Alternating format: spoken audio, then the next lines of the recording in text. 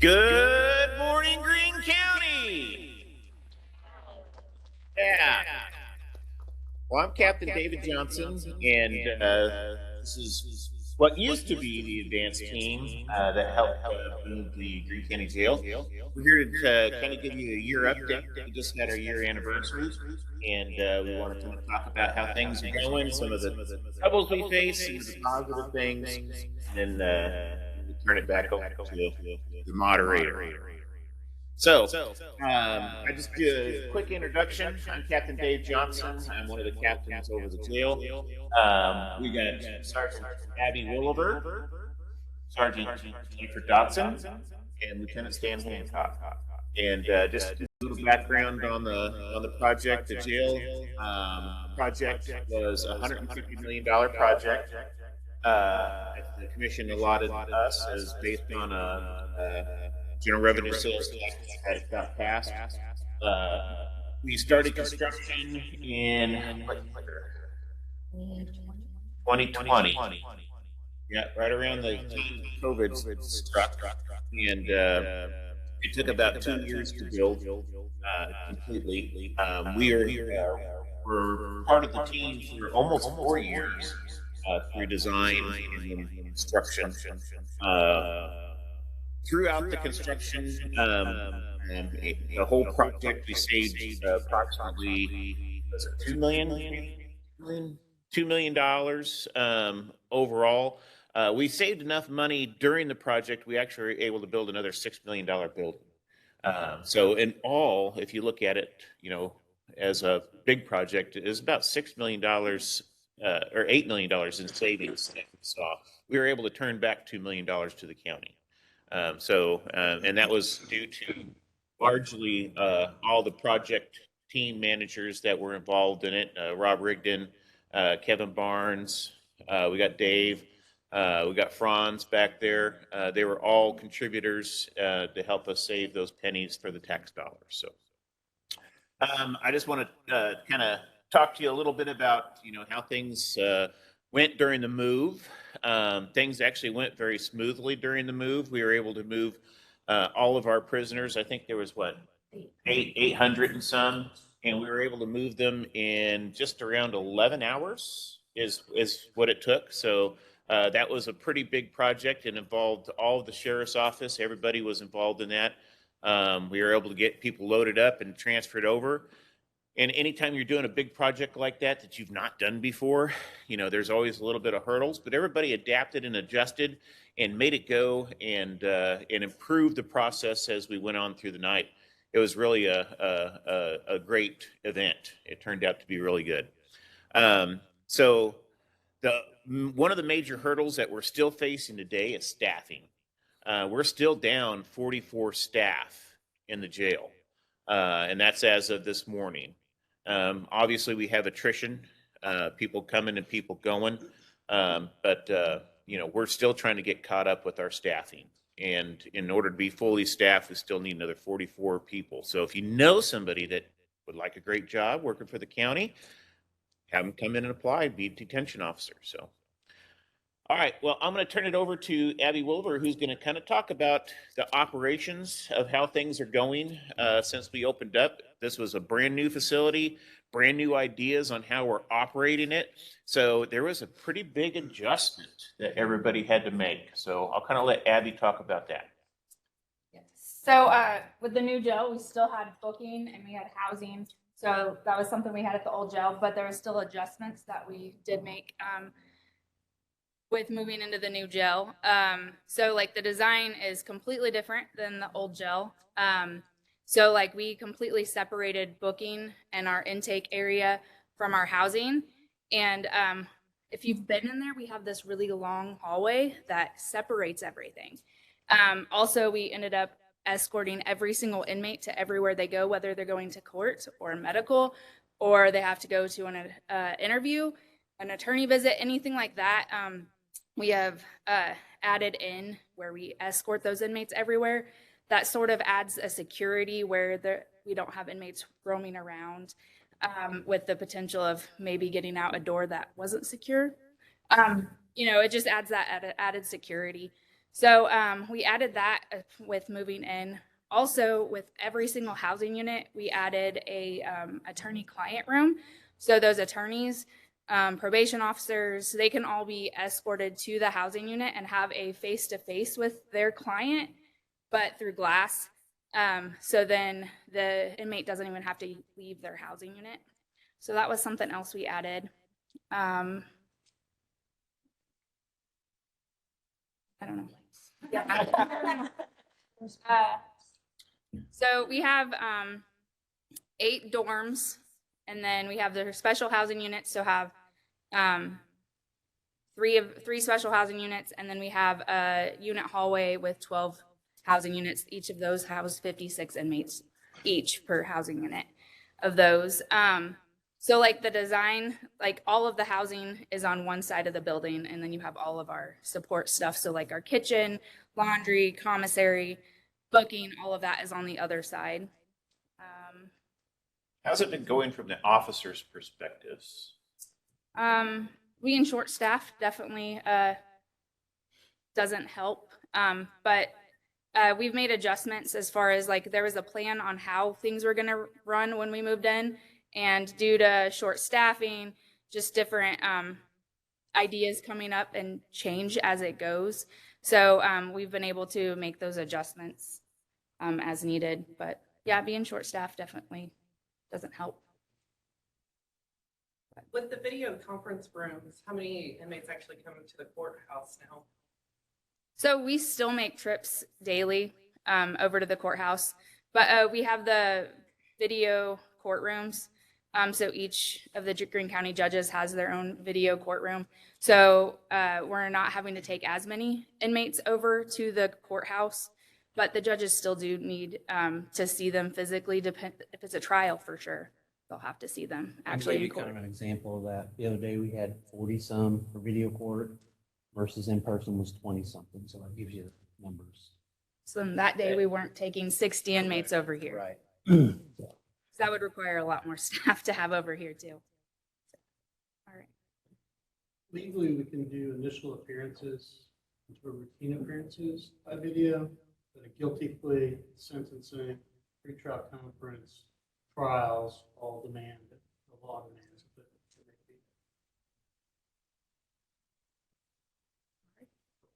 Well, to Hancock.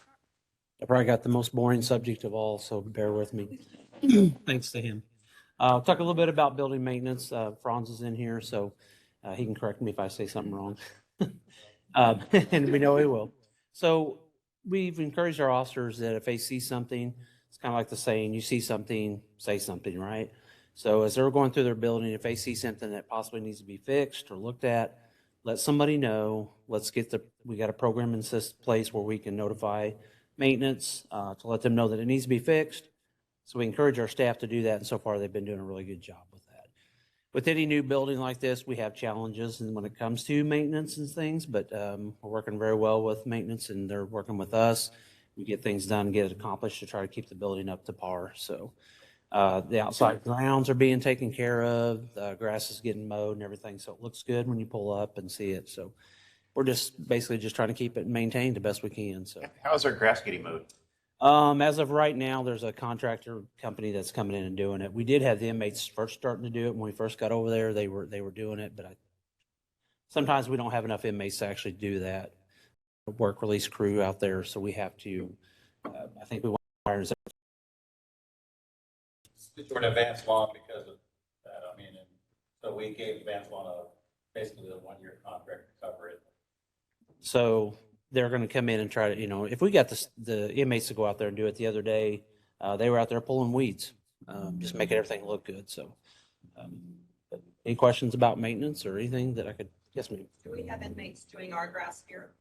No, I think it's still the same lawn company that you're talking. Is that right, Franz? Same lawn company that does your guys' out here. Now, they used to, when we were in the building over here, you see them out mowing and trimming and all that stuff and picking up trash, but no longer doing that. So, good question. Any other questions about that? Sergeant Dodson? Yes, sir. Can you tell us a little about how they changed the mail service? Yeah. So Along with the new building, we got some new services in, some contracts with different providers that provide us with our inmate communication. And part of that contract allowed us to change the way we do incoming mail. So any incoming personal mail for the inmates actually gets sent off to like Texas.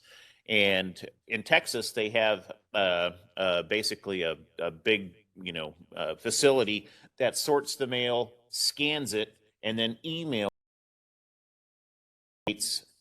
account. So in all of our pods, we have tablets, and all that the tablet system is all run by the same company as the people that are scanning and doing our mail. And so now the inmate logs into their account on their tablet, and all their mail pops up. So they can sit there and they can read their mail right off of the tablet.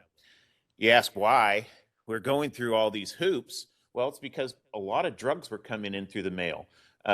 People were soaking the paper in, fentanyl, methamphetamine. It's just crazy the amount of hoops that they go through to try to use drugs. So we had to do something. So that's one of the things that we did to stop the influx of drugs into our facility. Another thing is legal mail. We've had to go and have all the legal mail coming in. It still gets delivered to us. We take it to the pod, get the inmate out, scan the legal mail on a scanner, print out fresh paper, and then hand that to the inmate. We have to do that because they were scamming and sending in fake legal mail that was, had drugs soaked into the paper. We have to constantly adjust to influx of drugs into our facility. It's an everyday thing. Of course, we still have the old-fashioned way that they get it in. If you can imagine, we have body scanners that we run everybody through now to X-ray all the way through their body for things, but we still don't catch everything. And we're really excited. We're just now implementing a new program. It's a jail canine program. We have 4 jail canines. They're all pretty much rescue dogs that we're training actively right now. All of our officers are in training to detect drugs on people. So those dogs will be implemented 1 per shift in the jail to help sniff people as they come in, to ensure that they don't have drugs on their person, which is something that's kind of new. We've not had that before, and very few agencies are actually doing that. So we're kind of a trendsetter in that, trying to stop the introduction of contraband into our facility. Those dogs will also be available to go through pods, do searches, anything that we need them, they'll be available to do that. So we're really looking forward to getting those implemented to help stop some of that. So all right, I'll let Jennifer talk. I'm Jennifer Dodson. I'm the sergeant over special housing. Special housing is where we put our segregation inmates, so inmates who get in trouble while they're in trouble, kind of a little timeout place for them. And then we have our mentally ill offenders. Specifically, I deal with most of our mentally ill offenders in the regular started deal with inmates. Place had a pod designated just for had that was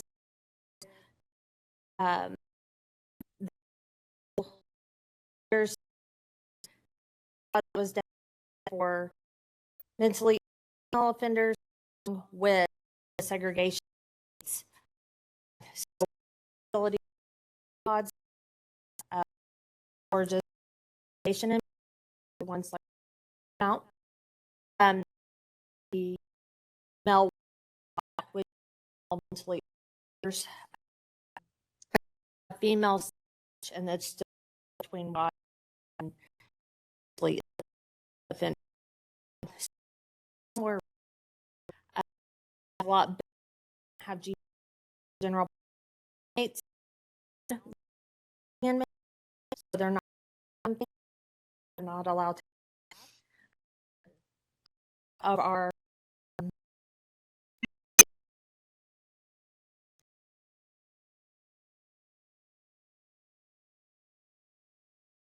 pro- um, so a piece may not seem like a deal, but it's still they set themselves. So the other element, absolutely no cover. We several inmates said won't come back to the station. Check that they going out in the that's with words, and it's like to have an audience cheer for you. It's not fun on our end, and it's definitely not safe for any of us. So the window covers have been a great help. The separation between watch and the mentally ill offenders has been a great help. We have had some growing pains or challenges with the new units. We went to more electronic documentation. So we have phone scanners where we go by and we scan the doors. We have had to make several modifications to those, mainly because it's something looks great on paper, but whenever you go to actually do it, you learn that maybe it wasn't as great as you thought it was. So we've had some growing pains, but overall, I feel like everything's working out pretty well. So I just want to throw kudos out, especially to Kevin Barnes, Rob Rigdon, Franz, Dave Odell, and these guys. You know, these guys did a bulk of the heavy lifting when it came to, the design and then all the things that, has to happen in order to build a facility, naming of doors. Our computer program that runs all the doors and stuff it's all gotta work at the end of the day, and it requires a lot of input from staff. So these guys did a ton of that stuff. I can't say enough good things about these folks. These guys really pitched in and did a lot of work. Just to kind of mention that Jennifer here, she was one of the original members of the advanced team, and while working on the advanced team, she went through college, and she graduated college. And what's your field of expertise? My field of expertise is behavioral health. I graduated from Evangel. I am currently seeking out a master's program in social work and hope to finish up my career at Greene County as a psychologist. So big kudos to her. And while she was doing that, she also went through our very first academy class and is now a commissioned deputy. So a lot of work, a lot of effort. He's really done a great job. And then Stan's just Stan. Stan is actually my right hand man. If it wasn't for Stan, our division would be a mess. So give kudos. And then Abby, she's what holds her shift together, I think. A lot of pieces that hold our ship together. So, but that's pretty much it. We're going to open it up for questions real quick. So does anyone have any questions? Yes. So if an offender is in your facility and are they released directly from there? And if they are, is there transportation available? I don't know the process. Yeah. So that's one of the very first challenges that we had upon opening was how do we get those offenders, back into civilization? Because we built way out in the, and at the edge of the city. So we actually, had a lot of different ideas put in front of us. And we talked about buses, we talked about sidewalks, we talked about, a lot of different things, but we actually went with basically a taxi service. And if they meet a certain criteria, if they're released and they don't have at least $20 in their pocket, And if they don't have, a means to get a ride, we provide a ride for them for free. And that's to certain locations within the city that have resources that can help them. So anywhere from homeless shelters to the bus station to the hospitals. So they don't get to go anywhere they want to. They go to a designated place where they can get resources to help them. Are they allowed to turn that ride down? Yeah, we can't force them to take the ride. It's just they're their own free will as soon as they walk out our door. So a lot of them do take the ride though. We also have the jail diversion program where they have another resource we have is the jail diversion program. And it's a group. I haven't been part of that group a whole lot here lately. As Captain mentioned, I've been torn in about 5 different directions. But the jail diversion program is an excellent program. It provides inmates who are struggling either with addiction or they're just in this combative cycle of I get out, I have no place to go, so I return to the lifestyle that I was once living, and now I'm right back here. But it's a whole group of people who work together and try to provide them with resources, counseling, job applications, help them get hired, make sure they show up to court, etc.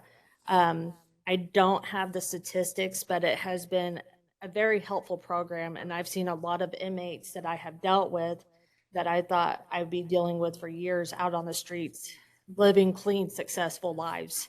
So it's a pretty awesome program. Any other questions? Kevin, will you talk a little bit about inmate labor, kitchen and laundry, and how that saves time? Oh, yeah. And this is, Kevin brought up a question about how we use inmate labor to save taxpayers money. We've been doing this for a long time. We utilize inmate workers in our facility to provide us with services that we would normally have to hire out either a contractor or we'd have to, hire additional staff to do. So things like laundry. We go through a lot of laundry. We do have a pretty good sized laundry facility in the jail, and we hire inmate workers to come and actually do the laundry. We have officers that supervise them, but they're the ones actually, doing the washing and the drying of the clothes, folding of the clothes, and then actually with our assistants taking them to the different areas in the jail where they need to go. Another thing is our kitchen. How many inmate workers do we have usually in the kitchen at a time? Like 20? Right around 20 inmate workers.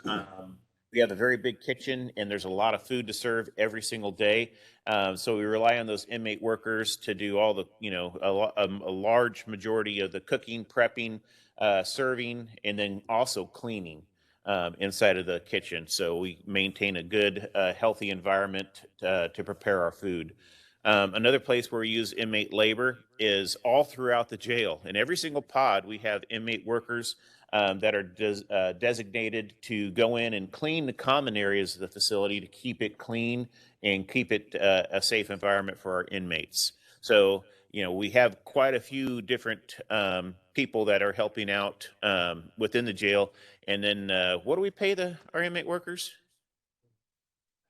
I think like $6 a day, maybe? Yeah, I don't know. Yeah, $6 a day versus how much does an employee cost?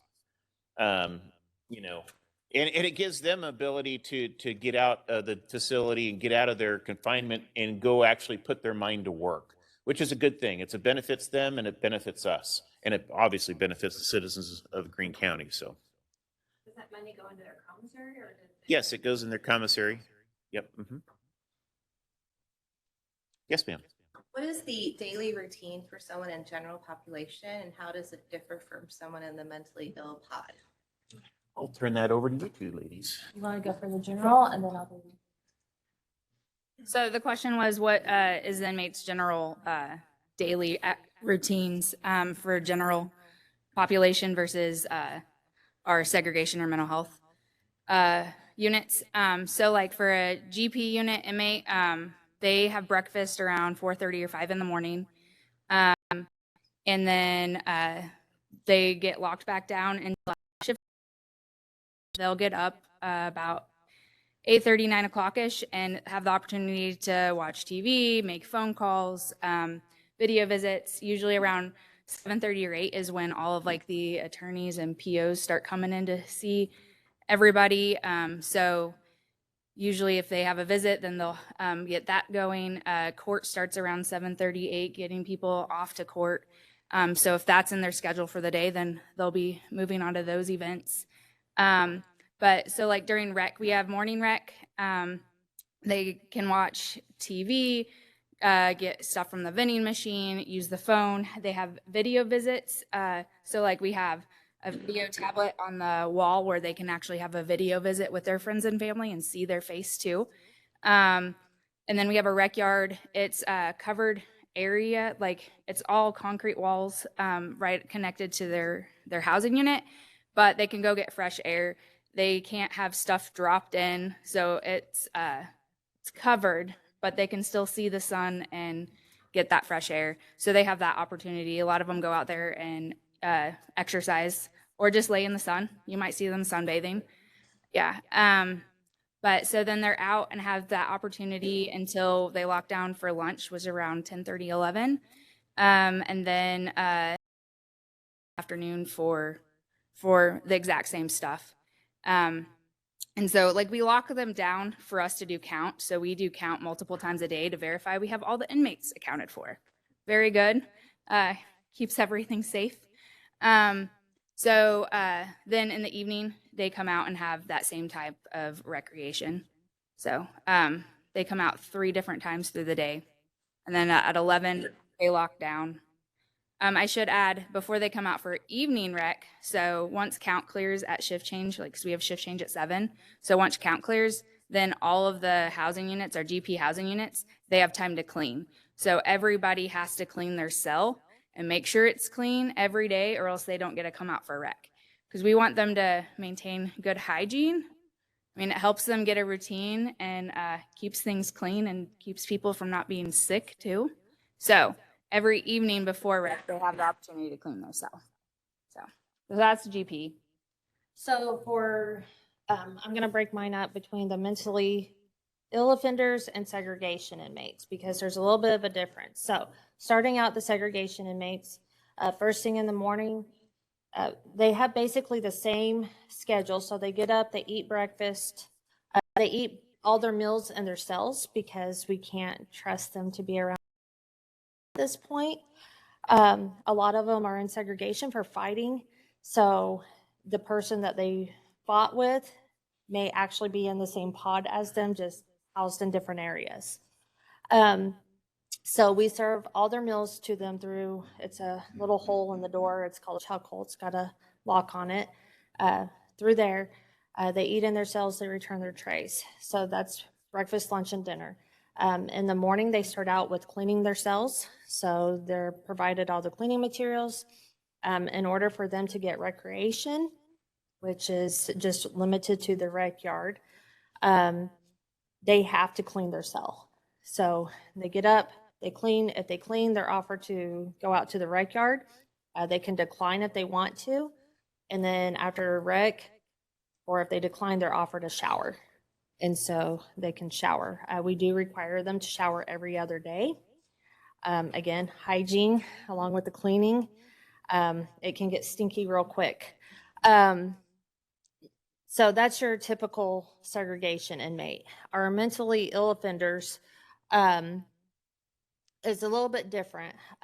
They're locked down in their cell all day long outside of court, or going and talking with mental health or attorney visits. They still have all the same rights and just different privileges.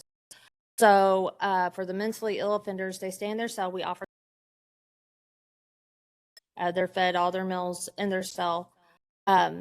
They start out typically as a, which means side smog.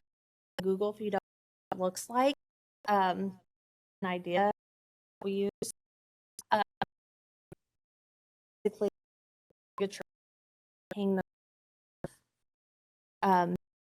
And they have blankets, basically a all they see psychologist in his we got her PC.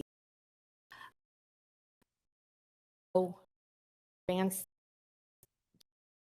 with these different have that do to the regular because the likelihood of making it so it's very good to get to have